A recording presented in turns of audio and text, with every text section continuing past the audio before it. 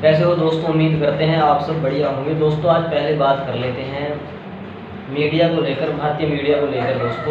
दोस्तों भारत में एक न्यूज़ चैनल है टाइम्स नाउ के नाम से, उसमें एक एंकर है नाविका कुमार। जी हाँ दोस्तों, फीमेल है, ये महिला है, नाविका कुमार नाम है।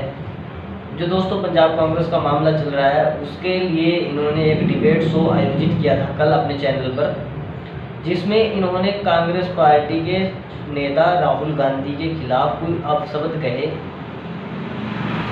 जो कि इनकी घटिया मानसिकता और घटिया पत्रकारिता और गोदी पत्रकारिता को दर्शाता है। जी हाँ दोस्तों, क्योंकि दोस्तों एक पत्रकार का काम होता है सबको समान नज़र से देखना, लेकिन आजकल ये जो पत्रकार टीवी पर आपको नज़र आते हैं, खासकर इनमें ऐसे हैं जो एक तरह से एक एजेंडे के तहत बिठाए गए हैं, और उन्हीं में से नाविका कुमार भी एक शामिल है, जो हर दिन अपने अलग अलग तरह के एजेंडे, जिससे विपक्ष को बदनाम किया जाए या विपक्षी नेताओं के खिलाफ अनाप बकना हो कुछ, वो काम ये आज की मीडिया कर रही है। तो दोस्तों उन्होंने राहुल गांधी को लेकर कुछ अपशब्द कहे, जिसके बाद कांग्रेस ने टाइम्स नाउ के दफ्तर के बाहर लगने का ऐलान कर दिया। दोस्तों यूथ कांग्रेस के अध्यक्ष श्रीनिवास बीवी ने इस संदर्भ में नाविका को लिखा है कि आप टीवी पर बैठकर ना सिर्फ एक नेता को गाली दे रहे हैं, बल्कि हर दिन पत्रकारिता को भी गाली दे रहे हो। धिक्कार है आपकी पत्रकारिता पर। जी हाँ दोस्तों, धिक्कार तो है ही, क्योंकि इतनी घटिया मानसिकता का उदाहरण उन्होंने पेश किया है। तो अब दोस्तों नाविका कुमार ने माफ़ी भी मांग ली है। उनका एक बयान जारी किया गया है टाइम्स नाउ की तरफ से, जिसमें वो माफ़ी मांगती हुई नज़र आ रही हैं कि मेरी ऐसी कोई इंटेंशन नहीं थी।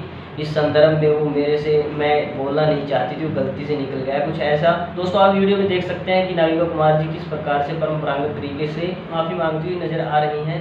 देखिए video. Yesterday on my show, I made a mistake, used an unparliamentary word, and during the show, I apologized for that word. It shouldn't have been used. I've done thousands of hours of anchoring, have never made this mistake in the past, but yesterday गलती हुई। मैं सिर्फ ये कहना चाहती हूँ कि गलती तो हुई, लेकिन अनइंटेंशनल थी और किसी व्यक्ति विशेष के बारे में नहीं थी। ये एक पॉलिटिकल सिचुएशन के बारे में थी जो लफ्ज़ इस्तेमाल किया गया। मैं सिर्फ ये कहना चाहती हूँ कि गलती के लिए माफ़ी मांगना कोई बुरी बात नहीं होती, और मैं माफ़ी मांगती हूँ अगर मेरे इस शब्द से किसी को ठेस पहुँची है या किसी को बुरा लगा है। मेरा ऐसा कोई इंटेंशन नहीं था। यही कहना चाहती हूँ कि गलती हज़ारों घंटों की एंकरिंग में एक गलती हुई है पिछले 16 साल में, उसके लिए मैं माफ़ी मांगती हूँ। और किसी का भी दिल दुखा हो या हर्ट हुआ हो, ये मेरा उद्देश्य कभी भी नहीं था। This was not my intention. Apologies. अब दोस्तों बात करते हैं भारत और चीन वाले मुद्दे को लेकर। जी हाँ दोस्तों, एक बहुत बड़ी खबर ये है, चीन पिछले महीने, यानी वो खबर अब बाहर आ रही है कि चीन पिछले महीने भारत में एंट्री की थी। दोस्तों ये वो जगह थी जहां 1962 की जंग से पहले घुसपैठ की थी चीन ने। तो अब दोस्तों 1962 के बाद अब आप अंदाज़ा लगा सकते हैं लगभग 60 साल के बाद दोबारा उस क्षेत्र में दोबारा घुसपैठ की गई है, वो भी दोस्तों एक 56 इंची सीने वाले प्रधानमंत्री के कार्यकाल के दौरान। तो दोस्तों थोड़ा मैं विस्तार से पढ़ देता हूँ इस खबर को। दरअसल न्यूज एजेंसी पीटीआई के सूत्रों के मुताबिक चीनी सैनिकों ने 30 अगस्त को घुसपैठ की थी और 3 घंटे वहीं रहने के बाद वो लौट गए थे। इसका जवाब देते हुए भारतीय सेना ने भी पेट्रोलिंग की थी। हालांकि चीनी घुसपैठ के बारे में आधिकारिक तौर पर कोई जानकारी नहीं दी गई। मीडिया रिपोर्ट्स के मुताबिक घोड़ों पर आए चीनी सैनिकों ने भारतीय सीमा में घुसकर तोड़फोड़ भी की और लौटने से पहले एक पुल को भी तोड़ गए। दोस्तों बारामती वही इलाका है जहाँ चीन ने 1965 की जंग से पहले घुसपैठ की थी।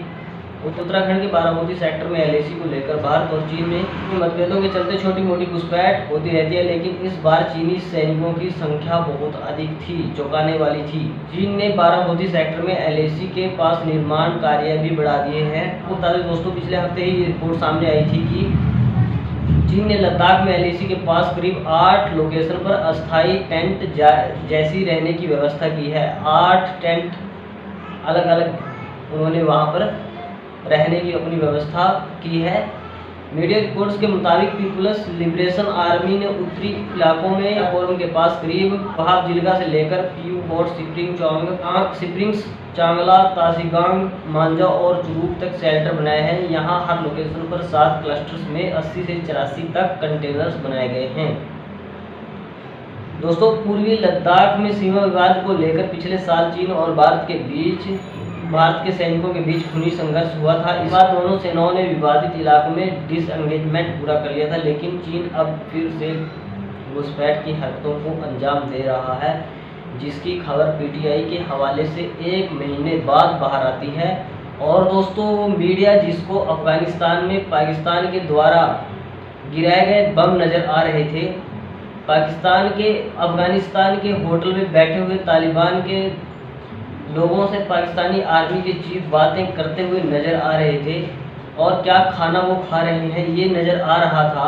दोस्तों, वो मीडिया इस खबर से वंचित रह गया, क्योंकि अगर दोस्तों उनको ये खबर मिल भी जाती तो आप तक खबर ये मुमकिन था कि पहुंचती ही नहीं, क्योंकि दोस्तों जिसको गुलामी की आदत पड़ जाए उसके लिए कोई चीज़ मायने नहीं रखती। चीन चाहे पूरे भारत पर कब्जा कर ले, लेकिन दोस्तों मीडिया को उससे कोई हर्ज नहीं है कि दोस्तों इनको तो पैसा सरकार की तरफ से विज्ञापन के तौर पर दिया जा रहा है, और जिस चीज़ का पैसा दिया जा रहा है मीडिया उस काम को बखूबी कर रहा है। आपको याद होगा दोस्तों, जब 2014 में सत्ता परिवर्तन हुआ, उससे पहले एक व्यक्ति हर रैली में, हर मंच पर, हर स्टेज पर खड़ा होकर एक बात कहता था कि एक के बदले में 10 सर लेकर आऊँगा, पाकिस्तान को तहस नहस कर दूँगा।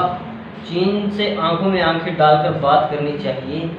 और अब दोस्तों उस व्यक्ति की हालात ऐसे हैं कि उस व्यक्ति की स्थिति इतनी चिंताजनक है कि वो विदेश का दौरा कर आता है। 5 दिन का दौरा हालांकि 3 दिन में ही समाप्त करना पड़ता है। उसके पीछे जो कारण है वो दोस्तों थोड़े अटपटे हैं, लेकिन वो विदेश का दौरा करने के बावजूद वहाँ पर जो आपसी बातचीत होती है दोस्तों, लोकतांत्रिक मूल्यों को लेकर या और जो विदेश नीतियों को लेकर बातचीत होती है, उसमें दोस्तों जो आंख से आंख मिलाने की बात करने वाला व्यक्ति था, वो व्यक्ति दोस्तों वहाँ पर उस देश का जिससे आंख मिलाने की बातें करता था उसका नाम लेने से भी परहेज करता है, उसका नाम लेने से भी बचता है। तो आप अंदाज़ा लगा सकते हैं दोस्तों कि क्या वो वादे जो उन्होंने किए थे वो सब धोखा था जनता के साथ, देश के साथ। जी हाँ दोस्तों, वो धोखा ही था, और वो धोखा आप पिछले लगभग कई साल से भुगत रहे हैं। और अब दोस्तों थोड़ी बात कर लेते हैं कांग्रेस विवाद को लेकर। कांग्रेस में जो विवाद चल रहा है उसमें कल आपने देखा कि किस तरह का तमाशा कांग्रेस का पंजाब में हुआ, उससे आप सब परिचित हो, और मैंने बताया भी था दोस्तों कल की वीडियो में।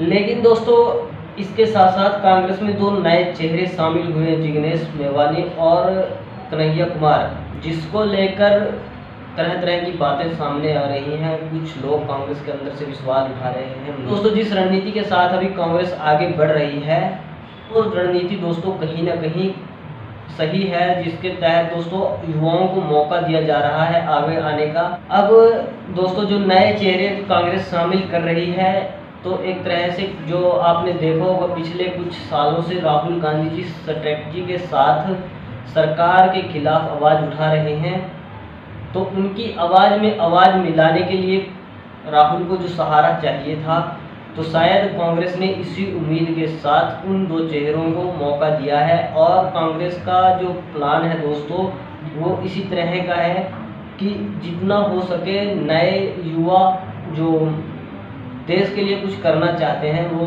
कांग्रेस पार्टी ज्वाइन करें, कांग्रेस पार्टी में आए, ये कहना है कांग्रेस पार्टी के सीनियर लीडर्स का। तो दोस्तों आज के लिए इतना ही। वीडियो के कमेंट बॉक्स में अपनी राय देना मत भूलें और चैनल को सब्सक्राइब करना भी मत भूलें। धन्यवाद।